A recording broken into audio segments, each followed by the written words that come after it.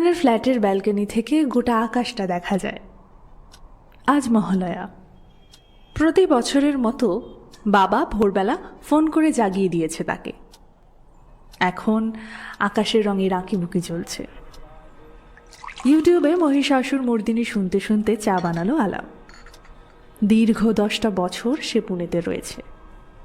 College, চাকরি সব এখানেই। হয়তো এখানেই থেকে যাবে বাকি জীবনটাও। অবশ্য বাড়ি যেতে, বাবা মায়ের কাছে থাকতে যে ইচ্ছে করে না তা নয়, কিন্তু কলকাতা মানেই তো সেই পুরনো স্মৃতি মনে পড়ে যাওয়া। না, তাই আর যেতে চায় না আলাপ।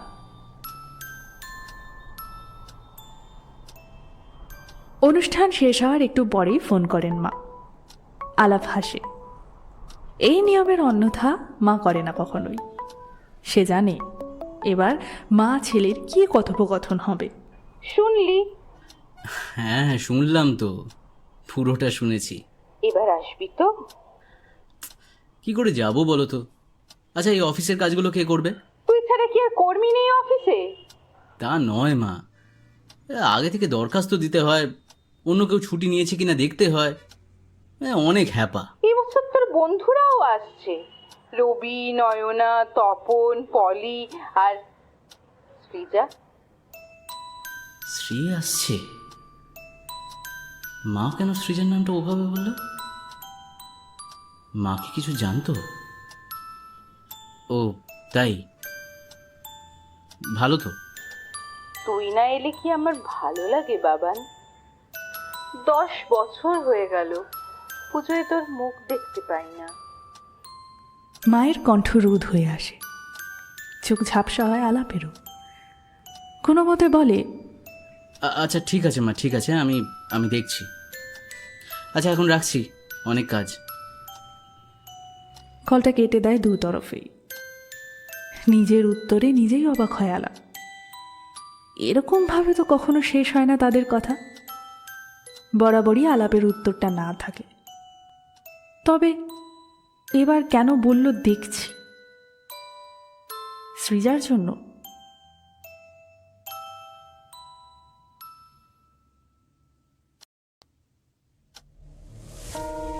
একটা জমাট অন্ধকার গ্রাস করছে আলাপকে। ঘামে ভিজে যাচ্ছে সারা শরীর। ওরা হাসছে।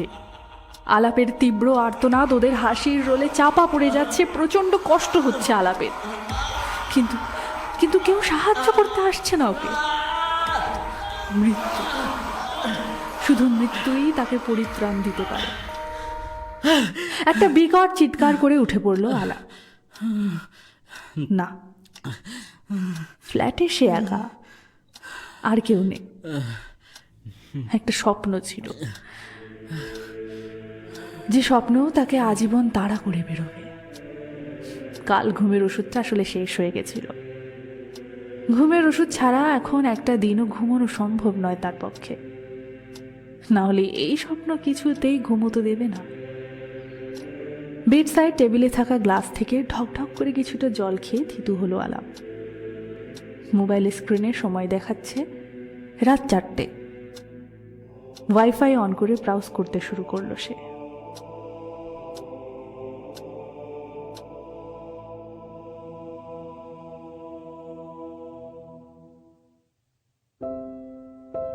শেষমেশ কলকাতার ফ্লাইটের টিকিটটা কেটেই ফেললো আলাপ। সপ্তমীর দিন ল্যান্ডিং। নিজের ভেতরের উত্তেজনাটা বেশ ভালো বুঝতে পারছে সে। কাজের ফাঁকে চোখ চলে যাচ্ছে অফিসের সুবিশাল কাঁচের জানালার বাইরের আকাশের দিকে। কলকাতাতেও বুঝি একই আকাশ এখন। মেঘেদের তো কোনো সীমারেখা নেই। সে যখন তখন যেখানে খুশি ভেসে বেড়াতে পারে। যত জ্বালা শুধু এই মানুষে। আবার সম্বিত ফেরে আলাপে।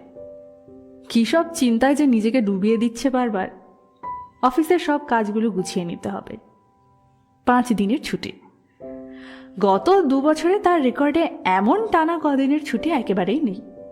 যা 2-1বার নিয়েছে তা অসুস্থতার কারণে, কিন্তু টানা নেওয়া হয়নি কখনো। কাজের ফাঁকে ফাঁকেই মনে ভেসে উঠছে অগোছালো স্মৃতিরা। 10 বছর আগে দেখা কলকাতার রাস্তা, বন্ধুদের মুখ, পাড়ার প্যান্ডেল, লাইটিং, প্রতিবেশী, দশমীর নাচ। বুকের ধুকপুকানি বেড়ে যাচ্ছে। ইস, এতগুলো দিন এই আনন্দগুলো মিস করে গেল সে। বন্ধুদের সাথে ফেসবুকে যোগাযোগ থাকলেও কথা খুব বেশি বলে না আলাপ। নিজেকে গুটিয়ে রাখতেই সে স্বচ্ছন্দ বোধ করে। কিন্তু এতদিন পরে কেন যে নিজেকে উজাড় করে দিতে মন চাইছে। মা বাবাকে নিজের আসার কথাটা বলেনি আলাপ। সপ্তমীর সকালে একটা বিরাট সারপ্রাইজ দেওয়া যাবে। প্লেনের জানালা দিয়ে সাদা মেঘ দেখতে দেখতে হঠাৎই মায়ের মুখটা ভেসে ওঠে। ঠোঁটের কোণে হাসি খেলে যায় ওর। উফ, এক্সপ্রেশনটা দেখার মতো হবে। বন্ধুদের সাথেও দেখা হবে এতদিন বাদে। ক্লাস 10-এর পরীক্ষাটা আলাপ পুনেতে এসেই দেয়। নতুন স্কুল, নতুন পরিবেশ। বেশ কষ্ট হয়েছিল প্রথম প্রথম, তার উপর বোর্ডিং স্কুল। মা বাবাকে ছেড়ে সেই প্রথম একা থাকা। তবুও কিছুতেই সে ফিরে যেতে চায়নি কলকাতায়। কলকাতা মানেই সেই দিনটা, সেই গভীরতম ক্ষত, দমবন্ধ পরিবেশ। নিজের মনেই নিজেকে একবার ধমক দিয়ে ওঠে, না আর নয়, এবার ওকে বেরিয়ে আসতেই হবে এই অন্ধকার থেকে। নতুন একটা জীবনের সন্ধানে ওকে যেতেই হবে। কলিং বেলে চাপ দিতেই ভেতর থেকে সাড়া পেল। বাবার গলা। গত বছর লক্ষ্মী পুজোর পরে বাবা মা গিয়েছিল আলাপের ফ্ল্যাটে। তারপর ভিডিও কলে কথা হয়েছে। আলাপের মনে হলো কতদিন যেন সে বাবার কণ্ঠস্বর শোনেনি। দরজায় হেলান দিয়ে দাঁড়ালো আলাপ। শুধু কয়েক জায়গায় সারাই ছাড়া বাড়িটারও কোনো পরিবর্তন হয়নি। বেয়ালার রাস্তাও তেমন একটা পাল্টায়নি। তবে ট্রাম লাইন উঠে গিয়ে তৈরি হয়েছে বিশাল মেট্রো ব্রিজ। কিন্তু পুজোর কেনাকাটার সেই গিজগিজে ভিড় একই রকম আছে। প্রাণ ভরে শ্বাস নিল আলাপ। সেই গন্ধ, সেই পরিচিত ভালোবাসার গন্ধ। দরজা খুলে প্রায় চেঁচিয়ে উঠলেন প্রকাশবাবু। মালা, মালা দেখে যাও কে এসেছে। তুই তুই কখন এলি? কবে এলি? জানাসনি কেন কিছু? জানালে কি আনন্দটা দেখতে পেতাম বলো? হ্যাঁ। আলাপ বাবাকে জড়িয়ে ধরে। মা ছেলেকে দেখে কেঁদে ফেললে। চোখের জলকে বাঁধ মানানো খুব কঠিন। আলাপ মায়ের কোলে মাথা রাখে কিছুক্ষণ। কি শান্তি এই কোলে। ব্যাগটা আনপ্যাক করতে করতে দরজায় টোকা পড়ে। আলাপ মাথা না তুলেই বলে, দরজা খোলা আছে। আর সঙ্গে সঙ্গে হুড়মুড়িয়ে কারা যেন লাফিয়ে পড়ে তার গায়ের ওপর। কোনো মতে মাথা তুলে চিৎকার করে বলে, ছাড় আমায়, ছাড়। ও, তারপর কোনো মতে ঘাড় ঘুরিয়ে দেখে দুই দস্যি, পলি আর নয়না, ঘাড়ের উপর তাণ্ডব নৃত্য শুরু করেছেন। শোন, আজ সবাই রেস্ট নেব, পাড়াতেই থাকবো। কাল মানে অষ্টমীতে গোটা বেহালা ঘুরবো, পারলে সাউথের বড় পুজোগুলোও দেখে নেব। নবমীর দিন চলে যাব নর্থে, দশমীতে দমদম ঘুরে। ভাই রবি, 3 দিনের মধ্যে তুই প্ল্যানটা ভালোই কষেছিস, কিন্তু হবে না, বিশ্বাস কর, কিছুতেই হবে না। আর এত কিছু দেখতে গেলে পাড়ায় সময় কিভাবে দেবো বলতো? তার চেয়ে বরং সকালে সবাই মিলে বেরোবো, সন্ধ্যার মধ্যে ফিরে এসে পাড়ায় জমে যাব। আফটারঅল উদ্দেশ্যটা তো একসাথে অনেকক্ষণ সময় কাটানো, তাই না? সত্যি রে, it's so much to do and so less time in hand. আর বেস্ট পার্ট কি বলতো, আমাদের গ্রুপটাই বছর কমপ্লিট। তোকে ছাড়া একদম ভালো লাগতো না রে আলাপ। সিরিয়াসলি, তোকে অনেকটা মিস করেছি। আড্ডা জমেছে আলাপের বাড়ির ছাদে। এক কোণে বসে আলাপ এক মনে ওদের কথা শুনছে। মনে হচ্ছে যেন সিনেমা চলছে। এত সুন্দর মুহূর্তগুলো সত্যিই ঘটছে, বিশ্বাসই হচ্ছে না তার। এই সৃজা আসেনি এখনো? আরে আমি ভুলেই গিয়েছিলাম।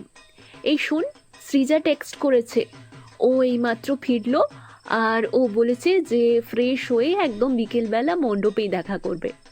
আরে বাস, বাহ, তা তো বেশ ভালোই হলো। সিজা চলে এলে সবাই মিলে একসাথে বসেই প্ল্যানটা করা যাবে। আলাপের ভেতরটা কেমন উথাল পাথাল করে উঠল। এতদিন পর সৃজার সাথে ওর দেখা হচ্ছে। সেই সৃজা, তার বেস্ট ফ্রেন্ড, প্রথম প্রেম। যদিও প্রেমের কথাটা ওদের বলে ওঠা হয়নি। আজ সেই সৃজার চোখে চোখ রাখবে আলাপ। কি বলবে? সৃজা যদি জিজ্ঞেস করে কেন এতদিন খোঁজ নেয়নি তার, কেন তাকে ছেড়ে চলে গেছিল, কি উত্তর দেবে আলাপ? বন্ধুদের হুল্লোড়ের আড়ালে নিজের উৎকণ্ঠা চেপে রাখার চেষ্টা করল সে। যা হবে দেখা যাবে, আপাতত অপেক্ষা সন্ধ্যের।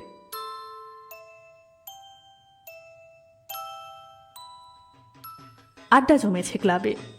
স্কুলের বন্ধুবান্ধব ছাড়াও জড়ো হয়েছে আরও কিছু পাড়ার বন্ধু। ঢাক কাসরের তালে তাল রেখে সন্ধ্যারতি চলছে, দুলছে পঞ্চপ্রদীপ। হঠাৎ কে যেন পেছন থেকে চোখ চেপে ধরল আলাপের। সেই হাতে হাত রেখে শিহরণ খেলে গেল ওর সারা শরীরে। সৃজা। চোখের সামনে নেমে এলো এক ঢাল চুল, কাজল আঁকা দীঘল চোখ, শ্যামলা মুখটা বুকের ভেতর যেন মোলায়েম পরশ দিয়ে গেল। সৃজার আগমনে সকলে হৈ হৈ করে উঠল। আড্ডা শুরু হলো আরও রমরমিয়ে।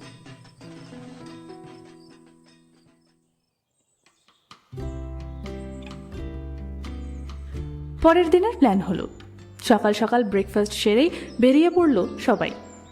তপনের কাকার 7 সিটার গাড়িটা নেওয়া হবে ড্রাইভার সমেত। একে একে দেখা হলো নতুন দল, এসবি পার্ক, সুরুচি সংঘ, চেতলা অগ্রণী সহ আরও বেশ কিছু প্যান্ডেল। রেস্তোরাঁয় লাইন দিয়ে বিরিয়ানি খেতে গিয়ে বিকেল হয়ে গেল। গাড়িতে সৃজা বরাবর আলাপের পাশে বসেছে। সৃজার চুল উড়ে এসেছে আলাপের মুখে। দুজনের হাত ছুঁয়েছে পরস্পরের হাত। আলাপ বারবার সৃজার মুখের দিকে চেয়ে বুঝতে চেয়েছে ওর মনের কথা। কাল থেকে আজ পর্যন্ত তেমন কথা বলা হয়ে ওঠেনি সৃজার সাথে। খুব অভিমান করেছে হয়তো, নিজে থেকেও তো কথা বলল না। আজ শাড়ি পরেছে সৃজা, আলাপও পরেছে সৃজার প্রিয় কচি কলা পাতা রঙের শার্ট। সৃজাকে লক্ষ্য করেছে। সব প্যান্ডেলে ওরা গ্রুপই তুলেছে, যদিও আলাপের ভীষণ ইচ্ছে ছিল সৃজার সাথে অন্তত একটা সেলফি তোলার। অষ্টমীর অঞ্জলিটাও ওর পাশে দাঁড়িয়ে দেওয়া হলো না।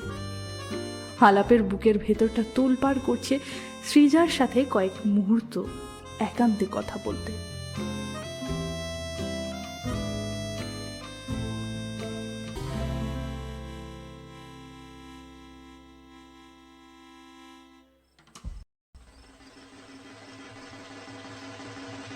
সন্ধি পুজোর মুহূর্তটা বেশ অন্যরকম।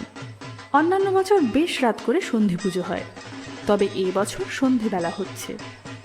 ধূপ ধুনোর গন্ধে চারিদিক ম ম করছে, আবছা হয়ে আছে আশপাশ। শুধু অদ্ভুতভাবে তার মধ্যে প্রস্ফুটিত হয়ে আছেন মৃন্ময়ী মায়ের চিন্ময়ী অবয়বটি। এরই মধ্যে হঠাৎ চোখ আটকে গেল আলাপের। মণ্ডপের সিঁড়ি বেয়ে পঞ্চপ্রদীপ হাতে নেমে আসছে কে? সৃজা। কি সুন্দর লাগছে ওকে। লাল পাড় সাদা শাড়ি, কপালে লাল টি, ঠোঁটে অভয় দানের হাসি। আলাপের চোখে ভেসে উঠল সেই ক্লাস 9-10-এর স্কার্ট টপ পরা দুপাশে বেনি ঝোলানো মেয়েটির কথা।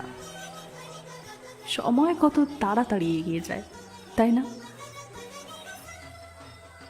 আমি একটা ব্যাপার নোটিস করছি। সবাই সপ্রশ্নে তাকালো নয়নার দিকে। সৃজা আর আলাপ। আচ্ছা, তোরা তো দুজনে বেস্ট ফ্রেন্ড ছিলিস, তাই না? তোদেরকে কোনোভাবেই আলাদা করা যেত না। আর এই দুদিনে তোদের দুজনের মধ্যে কাউকেই একটা কথাও খরচ করতে দেখলাম না। What's the matter? ওই তো আমায় পাত্তা দিচ্ছে না। সৃজা মোবাইলে টাইপ করতে করতে চোখ না তুলেই বলল, নয় না, ওকে বলে দে যে 10 বছর ধরে ইগনোর করলে পাল্টা ইগনোরেন্সও ওকে পেতে হবে। সব দিলেরই পাটকেল থাকে। সৃজা উঠে চলে যায়। নয়না আলাপের দিকে তাকিয়ে কিছু ইঙ্গিতপূর্ণ ইশারা করে। আলাপ উঠে গিয়ে সৃজার হাত ধরে ফেলে। শূন্যে মোবাইলটা তুলে ধরে এক প্রকার জোর করেই একটা সেলফি তোলে ও। কানে কানে ফিস ফিস করে বলে, কিরে, খুব রেগে আছিস? একটাও কথা বলবি না আমার সাথে? তাকাবিও না আমার দিকে? সৃজা দেখলো আলাপ সকালবেলার শার্টটা এখনো চেঞ্জ করেনি। কচি কলা পাতা রং, ওর প্রিয় রং। আলাপের এখনো মনে আছে।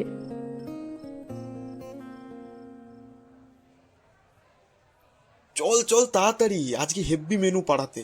ভাত, মাছের মাথা দিয়ে মুগের ডাল, ঝুড়ি ঝুড়ি আলু ভাজা, লাউ চিংড়ি, মাটন, আনারসের চাটনি। বিকেলে বাংলা ব্যান্ডের ফাংশন। উফ, নবমী জমে জমজমাট। সত্যি কতদিন বাড়ির খাবার খাওয়া হয়নি বল। রোজ এই পিজির খাবার খেতে না আর ভালো লাগে না। নয়না আজ খুব চুপচাপ। এদিকে সৃজা কারোর সাথে চ্যাটিং চালিয়ে যাচ্ছে। আলাপ আর চোখে ব্যাপারটা দেখেও কিছু বলে না। তপন যেন ওর মনের কথাটা অকপটে বলে ফেলল। এই কিরে, কার সাথে তো গল্প করছিস রে সিজা? সাসপেন্স হ্যাঁ বস। সবার কেউ না কেউ জুটে গেল, শুধু আমি আর আলাপি একা থেকে গেলাম। চল ভাই, আজ রাতে একটা সিনেমা দেখি। এই কি সিনেমা রে? আমিও দেখবো।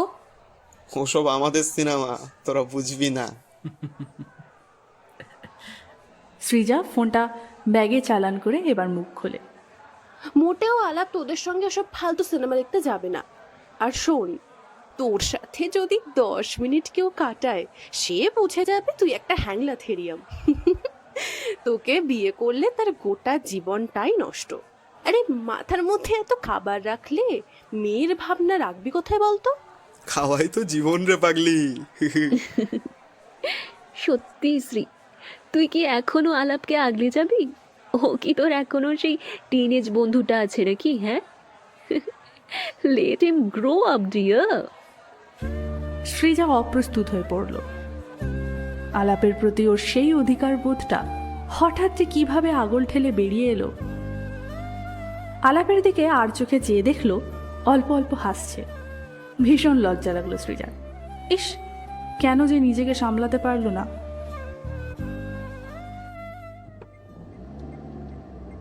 গাড়ি ছুটতে থাকে জ্যাম ঠেলে। ওদের নবমীর প্ল্যান সর্টেড। এবার পালা ব্যাগ গোছানোর। দশমীর পর যার যার কর্মস্থলে ফিরে যাওয়ার পালা।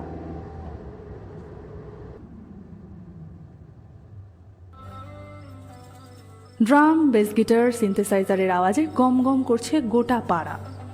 পাড়ার একজন ভদ্রলোক এসে রবিকে ধরলেন। হ্যাঁ রে, ভূতের কীর্তনের জোগাড় তো করে দিই, তার সাংস্কৃতিক অনুষ্ঠানের কি হলো? পাড়ায় এতগুলো ছেলে মেয়ে, তোরা কি কিচ্ছু পারফর্ম করবি না? করবো তো কাকু, কাল ভাসানে যা নাচবো না সবাই মিলে।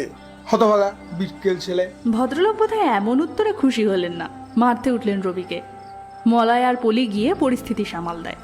আরে করবো তো কাকু, আমি আর তপন গান গাইবো, সৃজা, নয়না ওরা তো নাচ আবৃত্তি পারে।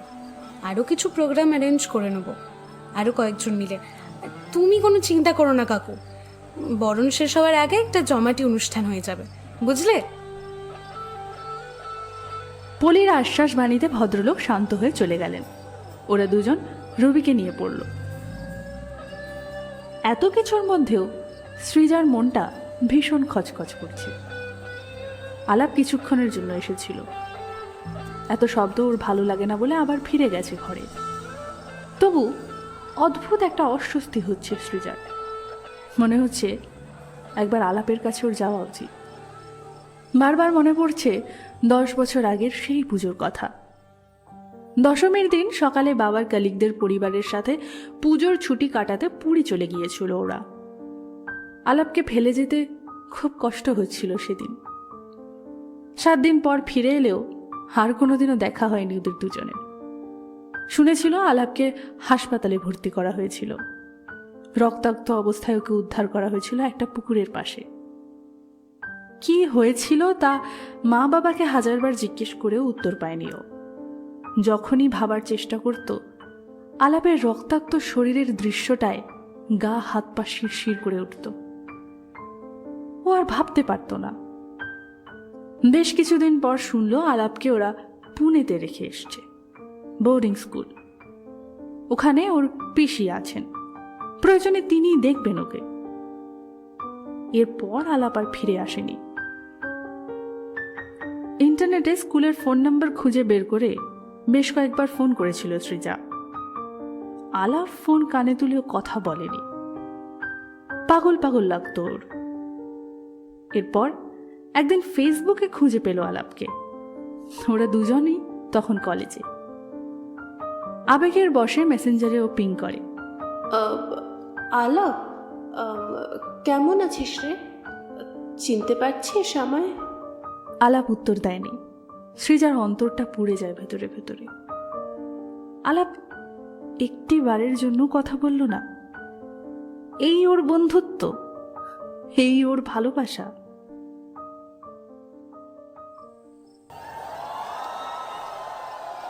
গিটারের ঝংকারে হই হই করে উঠল সবাই। সৃজার চমক ভাঙল। না, অনেকক্ষণ হয়ে গেল। পুরনো রাগ পুষে রেখে লাভ নেই। অনেক ইগনোর করা হয়েছে ছেলেটাকে। সৃজা হাঁটা লাগায় আলাপের বাড়ির দিকে।